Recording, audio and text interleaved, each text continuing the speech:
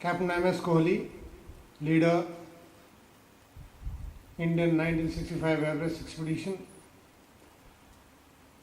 Other members, Brigadier Mulk Raj, Mr. Sonam Pangyal, Mr. Bangu, Ms. Chakravarti, Mr. Harbans, and Madam Manjari Vishwas.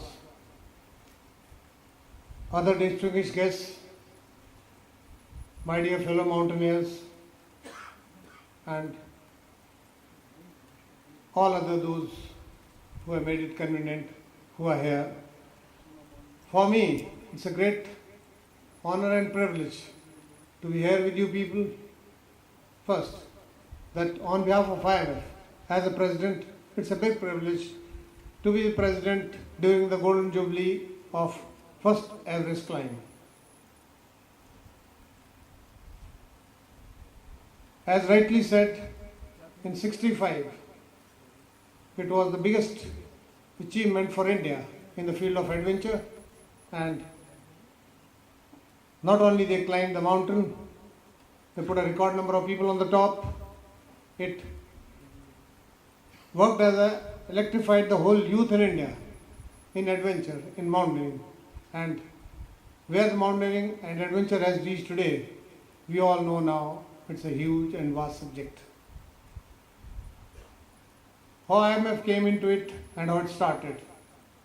57, Mr. K.K. Punsha from Bombay had met the people in the government, said we should like to go on a big peak expedition, and Choyu was selected in 57, and a sponsoring committee was formed to plan, coordinate and see the overall functioning of the expedition.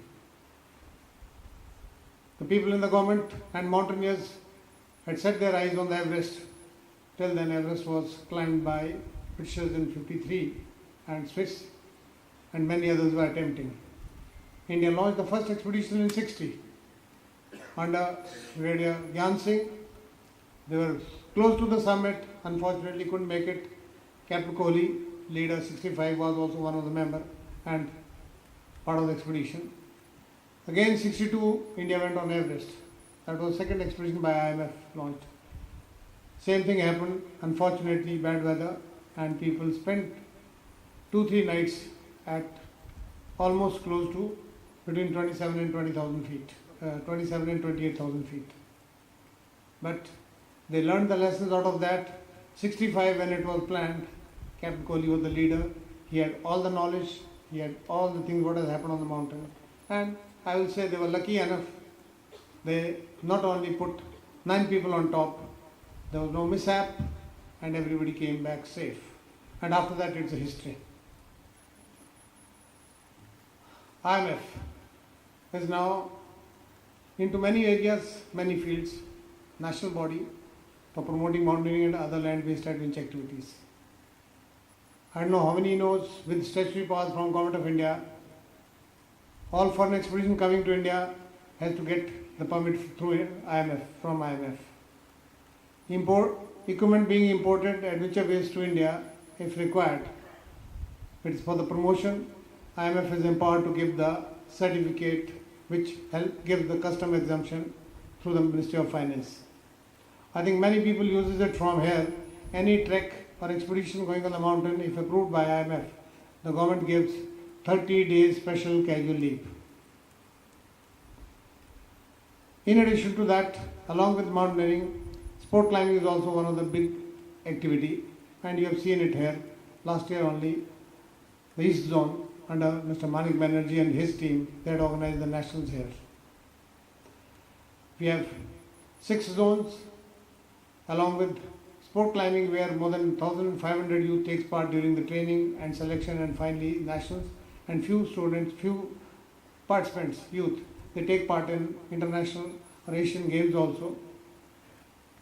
Now IMF has changed that from sport climbing zones to the IMF regular zones. Means we are opening up. It was on the session of Mr. Manik Banerjee only when I was here last 2 years back, so that the zones, the people from mountaineering adventure can organize, facilitate other adventure-based activities which is now useful with the state governments, like adventure-based trekking, camping, rock climbing, other activities. Calcutta, West Bengal is one of the pioneer in mountaineering, probably in IMF. We have around 200 clubs affiliated with IMF. I think more than 100 are from West Bengal only. There must be around 200 clubs here. Largest number of expeditions, those who visit the Himalayas, they are from West Bengal. Largest number of trekkers going into the mountains are from West Bengal. Used to be, maybe now the corporate people are taking over, but as a state, as a common people, it is people from West Bengal. I still remember during one of the expedition, Trans-Himalayan, when we were walking across the Himalayan range, in Muktinath Jomosam, that is near Manam in Nepal, the most, a far-flung area, remote area, we were surprised to find in the evening the trekkers have come from West Bengal and they were there where it was very rare to find at that altitude, and normal people, not really into the trekking, but families, and they were there. So all across the Nepal also we found large number of people from West Bengal taking part in that. Little bit about mountaineering and adventure. Now you have seen with the government, those who have knowledge about it, skill development is one of the main area for the government, because India is a young country, India has more than half the population as youth, and India wants skill to be given to everybody. So our area is adventure. What we are trying to pursue this with the government of India as IMF. One with the tourism ministry under Hunar Se Rozgar. We have already standardized and done a pilot course for 14 days for the youth from their regional areas, respective areas from where they belong, and they will be after that issued a certificate and can be employed as adventure scouts. Next, skill development ministry. We are working with them also, because there is a new ministry in the government of India.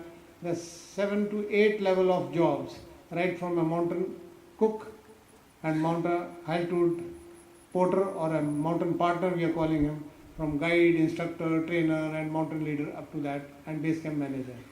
The moment it is standardized, approved by the government of India, and we standardize their course, that will open up.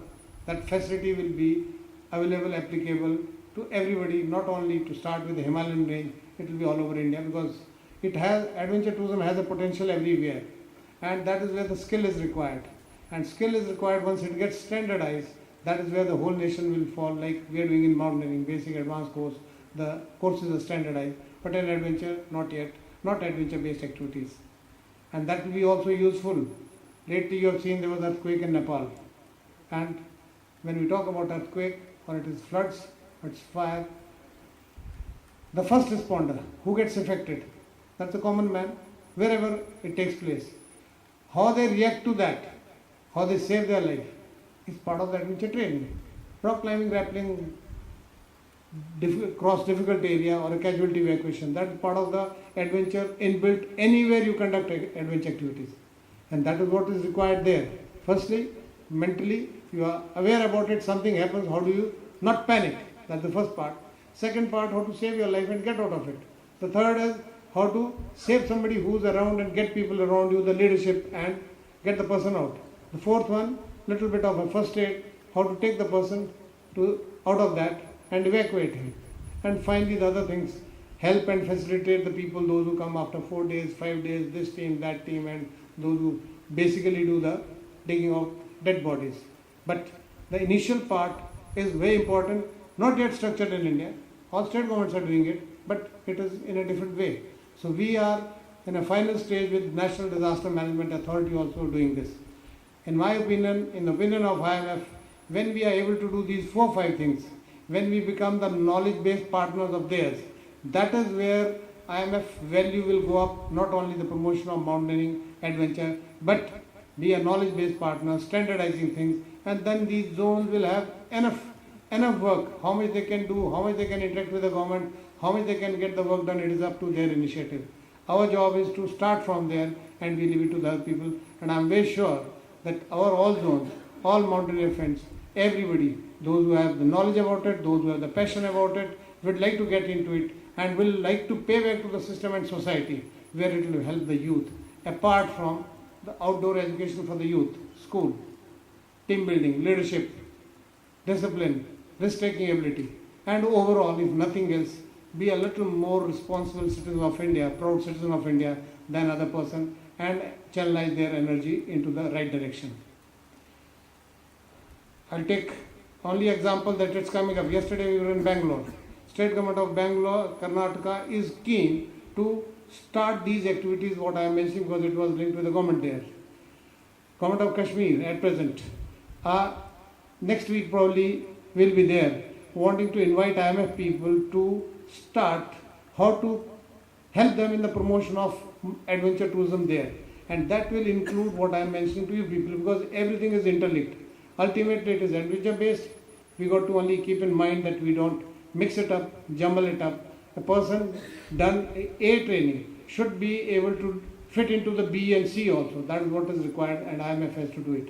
So IMF has a big role to play as on today, and I am sure East Zone will do very well, and I am sure about the people and the clubs and mountaineers from Calcutta will go up to the mountain regularly, not only go and climb the mountain. My suggestion will be try and attempt the new peaks, maybe smaller height but new route, and please don't leave anything back on the mountain.